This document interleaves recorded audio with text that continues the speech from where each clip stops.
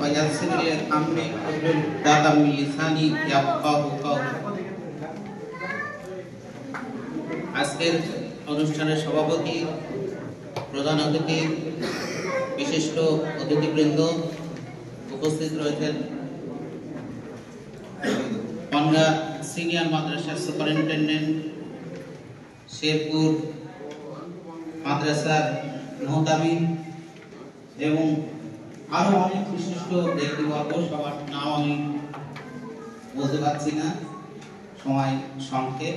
প্রত্যেককে এবং এই হলে যারা উপস্থিত আছেন প্রত্যেককে আমার আন্তরিক সালাম, আসসালামু আলাইকুম ওয়া রাহমাতুল্লাহি ওয়া বারাকাতুহু। জহিরউদ্দিন জুনিয়র মাদ্রাসার এই অনুষ্ঠানে আমাকে আমন্ত্রণ জানানো হয়েছে এবং আমি এখানে আসতে পেরে নিজেকে ধন্য মনে করছি। তো মাদ্রাসার বার্ষিক অনুষ্ঠান এটা, সেই উপলক্ষে একটি ম্যাগাজিন প্রকাশিত হয়েছে। এটা হলো অগ্রগতি, দ্বিতীয় বর্ষ। খুব ভালো একটা পদক্ষেপ। সাহিত্য চর্চা, ইতিহাস চর্চা এগুলো আমাদের মধ্যে থাকা বিশেষ প্রয়োজন, কারণ যে জাতি তার ইতিহাস সম্পর্কে গর্ববোধ করতে পারে না সেই জাতি হলো মৃত জাতি। তো আমরা আমাদের অনেক গৌরবোজ্জ্বল ইতিহাস রয়েছে যা আমরা জানি না, তো সেই বিষয়গুলো আমাদের আলোচনা করা দরকার, চর্চা করা দরকার। চর্চা না থাকলে, আলোচনা না থাকলে আস্তে আস্তে এগুলো সব বিলুপ্ত হয়ে যাবে।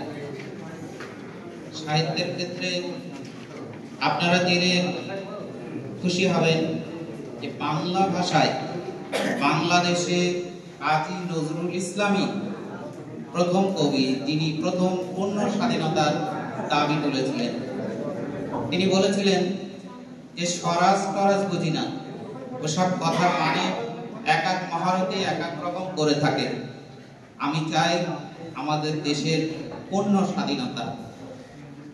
তো তার অনেক বইপত্র বাজেয়াপ্ত হয়েছিল, তিনি জেল খেটেছিলেন, কারাগারে আমরণ অনশন করেছিলেন। রবীন্দ্রনাথ ঠাকুরের তার বার্তা পেয়ে তাকে অনশন ভাঙতে হয়েছিল। এরকম অনেক ইতিহাস রয়েছে।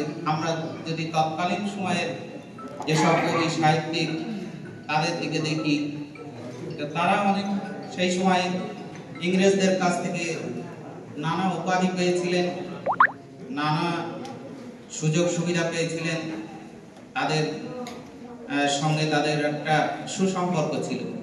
কিন্তু কাজী নজরুল ইসলাম তিনি এর ব্যতিক্রম ছিলেন। তিনি বরাবরই বিদ্রোহ করেছেন এবং দেশের স্বাধীনতা অর্জনের জন্য তিনি আপ্রাণ চেষ্টা করেছেন। নেতাজি সুভাষচন্দ্র বসু তিনি বলেছিলেন যে আমরা যখন যুদ্ধে যাব তখন নজরুলের গান গাইব। তার বিখ্যাত কবিতা কারার ওই লৌহ কপাট ভেঙে ফেল করের লোপাট, রক্ত জমাট শিকল বোঝার শ্মশান বেদি। এরকম অনেক ইতিহাস রয়েছে। দেশের স্বাধীনতা আন্দোলনে মাওলানা ওবায়দুল্লাহ সিন্ধি তিনি নেতাজি সুভাষচন্দ্র বসুর এক প্রকার রাজনৈতিক গুরু ছিলেন।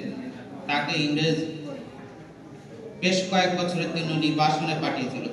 ভারতবর্ষে তৎকালীন যারা আন্দোলন করেছিলেন স্বাধীনতা আন্দোলনে, কোন নেতাকে এত বছরের জন্য নির্বাসনে পাঠানো হয়েছে। তো তিনি যখন ফিরে আসলেন, তিনি কাঁচা দাঁড়িয়ে নিয়ে গিয়েছিলেন আর পাকা দাঁড়িয়ে নিয়ে ফিরেছিলেন। তো সবাই দেখতে আসলো। তো এক সময় সুভাষচন্দ্র বসু তাকে দেখতে গেলেন। সুভাষচন্দ্র বসু গিয়ে বলছে যে মাওলানা সাহেব নমস্কার। তা তিনি